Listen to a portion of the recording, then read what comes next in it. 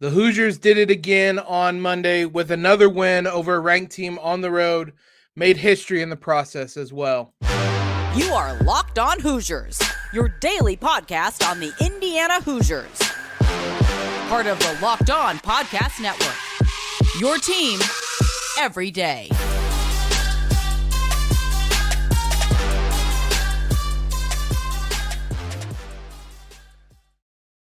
What is up, everybody? Welcome into another episode of Locked On Hoosiers, your one and only daily source for everything IU athletics.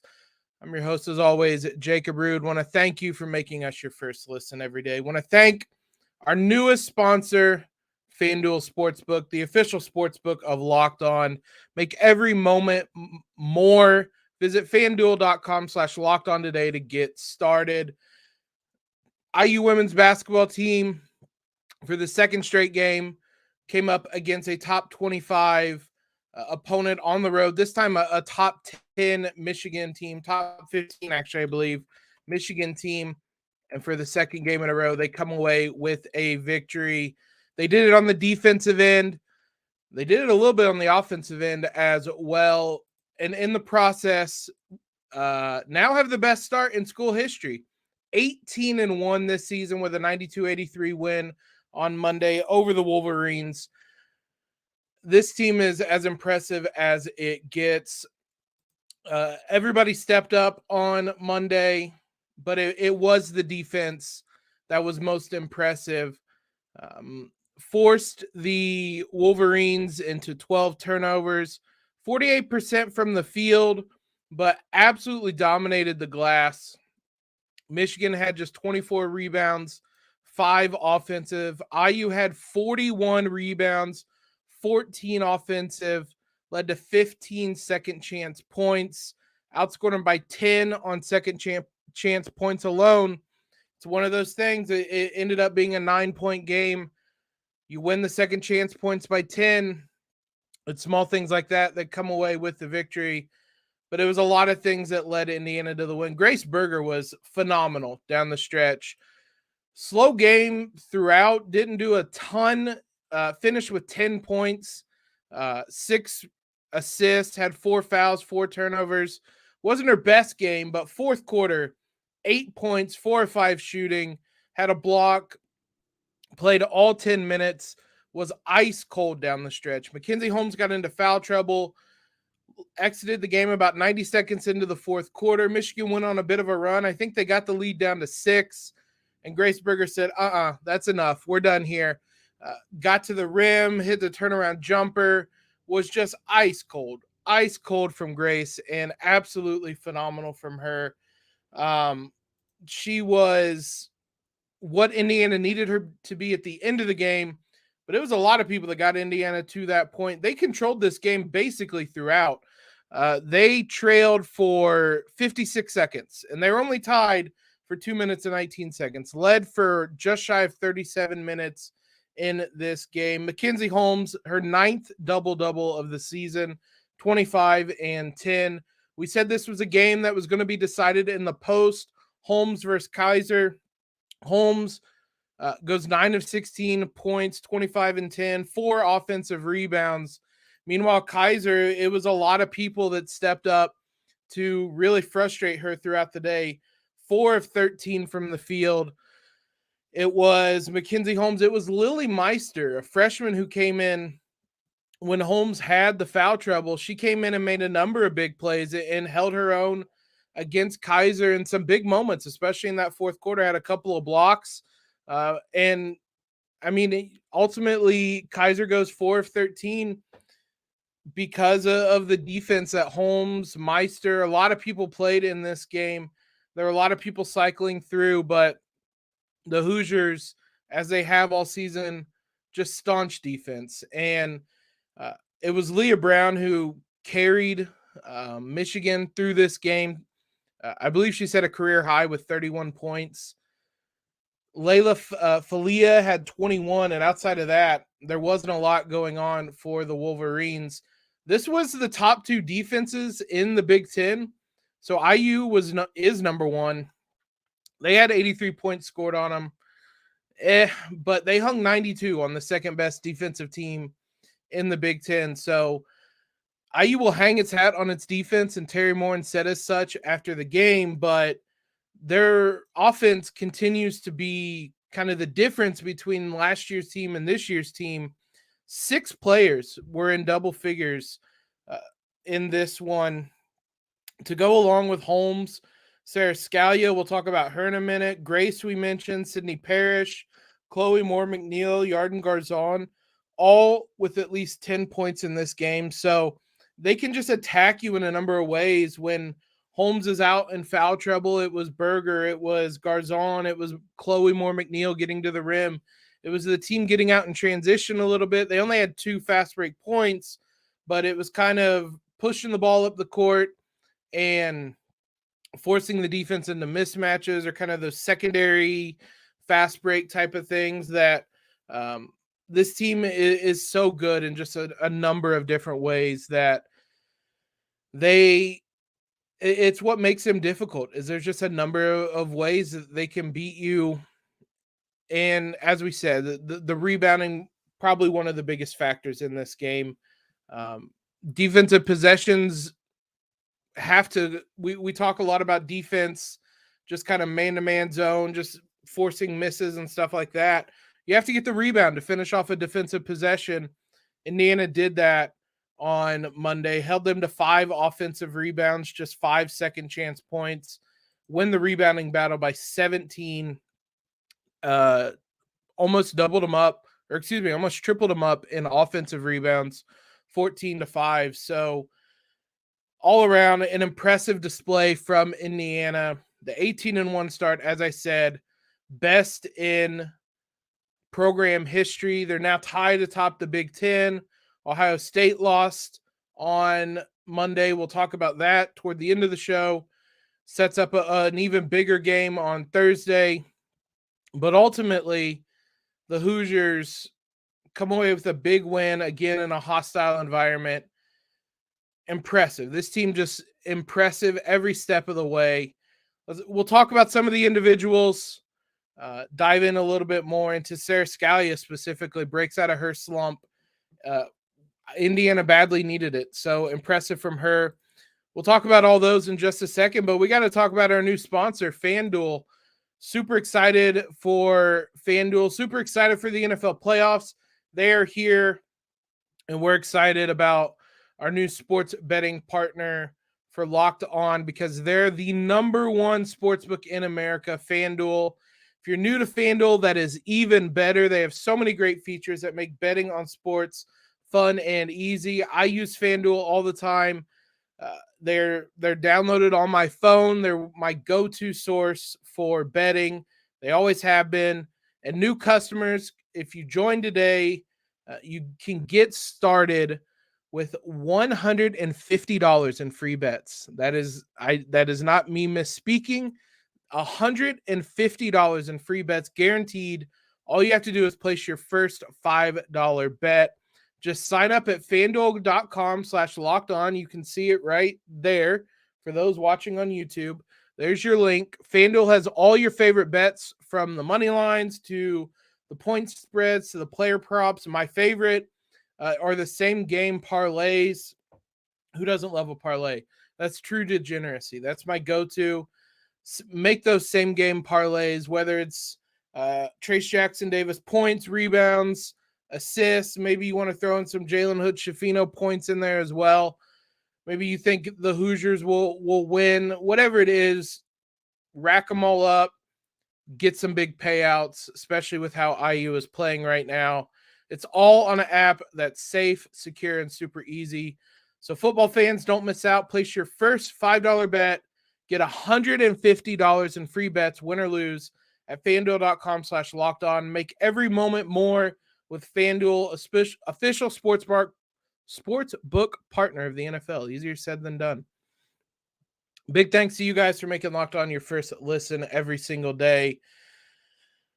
Now, make sure that you check out the new Locked On College Basketball podcast as well. It's a lot more fun to listen about college basketball when IU is not awful and they've been playing well. So I want to hear more about college basketball.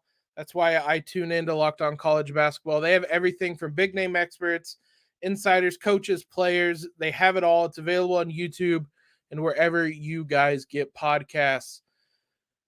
Let's talk about some of these individuals that were big in the win tonight for Indiana. We mentioned Mackenzie Holmes.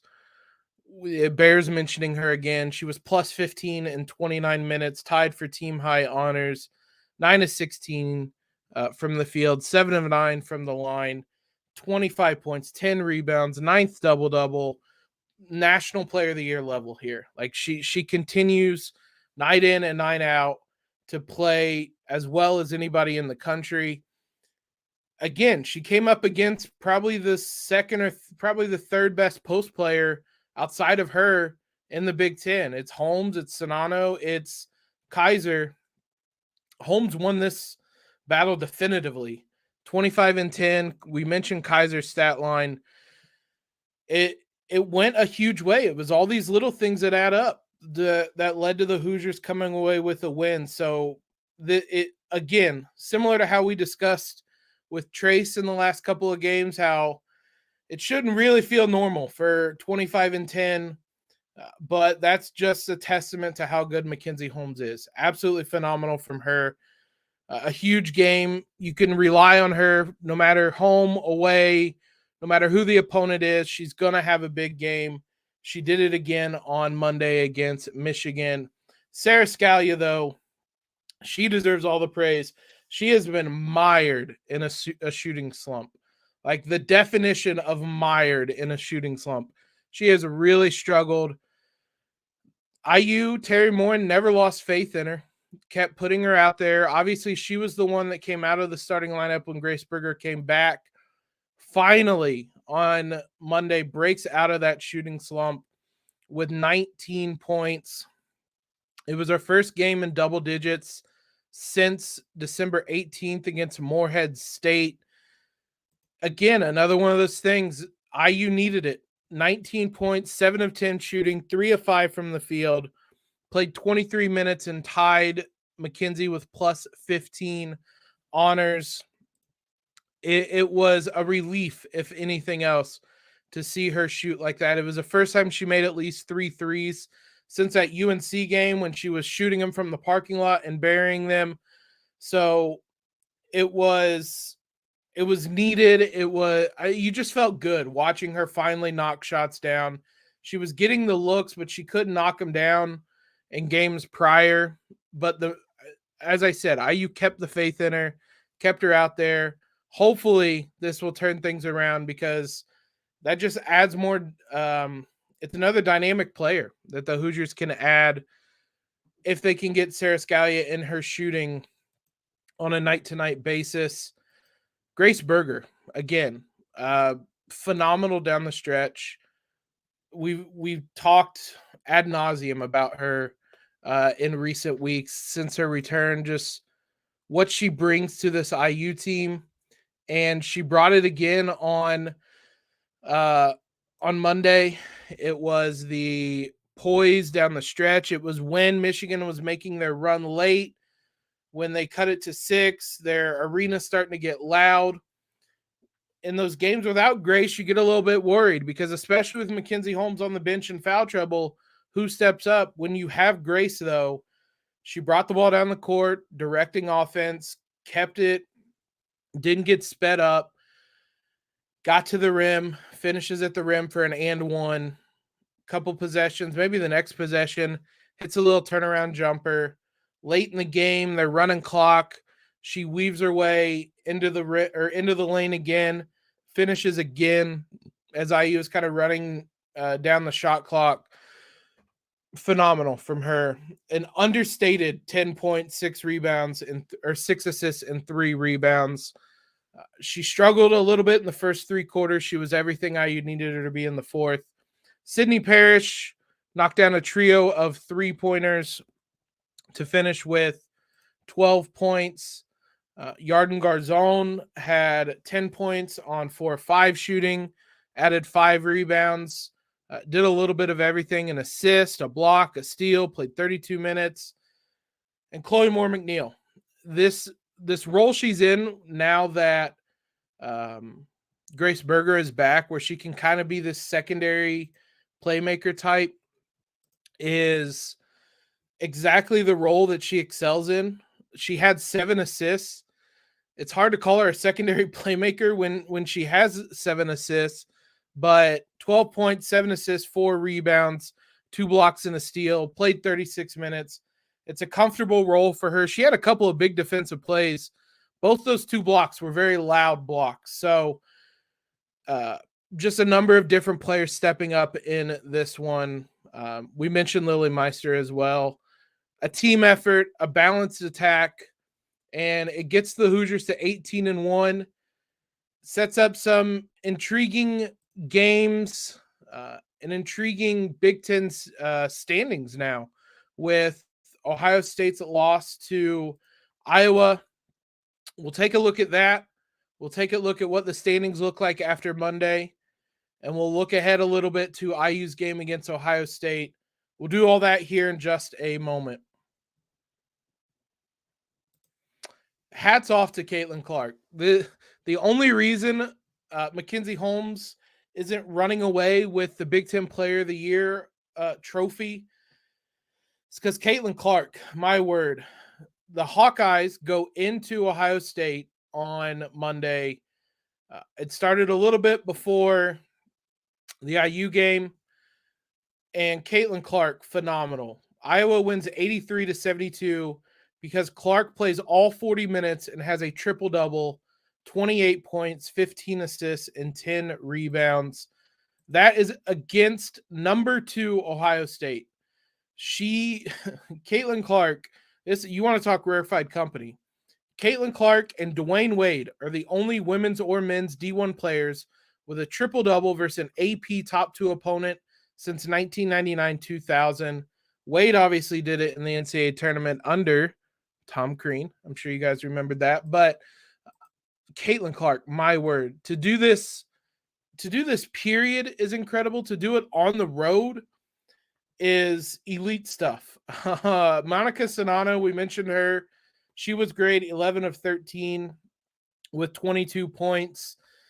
But this Iowa team is everything we thought they would be, and this is kind of a big statement for them. It'd been IU and Ohio State at the top. Iowa had gone through some struggles. It almost feels a bit too much. They played a tough schedule, dropped a couple games, they have 4 losses on the season, but this, make no doubt about it, this was a statement win. It's the first loss for Ohio State. It drops them down to 19-1, 8-1 in the conference. And now it's a 3-way tie atop the Big Ten. Iowa, Ohio State, Indiana, all sitting at 8-1 in the Big Ten. The big thing is Thursday. Ohio State and IU play in Bloomington in Assembly Hall. I'm going to be there. You should be there. Whether you're a student, you get in for free. Whether you're an adult, you get in for $10. This is a chance to see 2 top 10 teams, 2 probably top 5 teams in Ohio State and IU. This is as big of a matchup as Indiana's going to have this season, and especially to this point in the season, it is their biggest game. The winner of this is obviously going to sit atop the Big Ten, at least tied for the lead in Big Ten with Iowa, assuming they don't get upset. But they will play. They don't play again until Saturday against Nebraska. But regardless, this is a chance for IU to take a big step forward. This was a gauntlet stretch that they're on the road against Illinois, on the road against Michigan, at home against Ohio State. They passed the first 2 tests on the road. They're coming home now. There is no reason not to pack Assembly Hall and make that a loud, loud place. They can further their best start in program history. They can move atop the Big Ten. They can take down the number 2 team in the country, although, I mean, there's an asterisk there because they won't be number 2 next week already. But still, they can take down the number 2 team in the country. If IU wins this game, who's to say they're not going to jump up that high in the rankings? Obviously, Ohio State's going to fall down. I will say, generally speaking, the women's kind of coaches and AP polls are a little bit more sensible. So IU could make a pretty big jump if they cap this stretch off, winning against Michigan on the road, winning at home against Ohio State. It's a big game on Thursday, one of the biggest in program history, if we're being honest. So show out, pack Assembly Hall. It's going to be a lot of fun for that one. This is a big week in general for the Big Ten. Maryland will beat Michigan on Thursday as well. We had the two games on Monday that already tossed things into, I don't want to say turmoil, but they mixed things up, certainly. Iowa pulls Ohio State back down to the rest of the pack. Maryland is sitting there at 7-2. One of their losses is to Indiana. We just saw Michigan play. That's going to be a big one as well. If Maryland loses that one, there's a bit of a gap between Iowa, Ohio State, and Indiana, and then the rest of the Big Ten. So if Maryland wants to have a say in this, that'll be a big one against Michigan. Things are heating up, and IU still has 2 games against Iowa left this season as well. So it's heating up. It's getting a lot of fun. It's a lot of fun because the Hoosiers keep winning, and they kept winning on Monday. It's a fun time to be an IU basketball fan, not just on the women or on the men's side, but the women's side as well. Hell, this women's team is as fun as any IU team I can remember, men's or women's. Again, get out there on Thursday. I'm going to say it repeatedly throughout the week. Get out there on Thursday. Go to the game. It is dirt cheap compared to a men's game, and it's going to be an incredible contest and hopefully an incredible environment in that one. Thanks again for making Locked On Hoosiers your first listen every day. We'll be back tomorrow to preview the IU men's game against Minnesota. For your second listen, check out our brand new podcast, Locked On College Basketball. Experts Isaac Shade and Andy Patton bring you everything you need to know on and off the court. Game experts, coaches, and players throughout the basketball landscape. Locked On College Basketball, available on YouTube, wherever you guys get podcasts. Follow us on Twitter. Subscribe to the podcast. Leave a rating and review. Go Hoosiers, indeed. It's going to be a fun week for Indiana basketball. Like I said, both men's and women's. Let's get out there. Let's support them. Appreciate all the support you guys give us. Hope you guys have a fantastic Tuesday. And as always, LEO.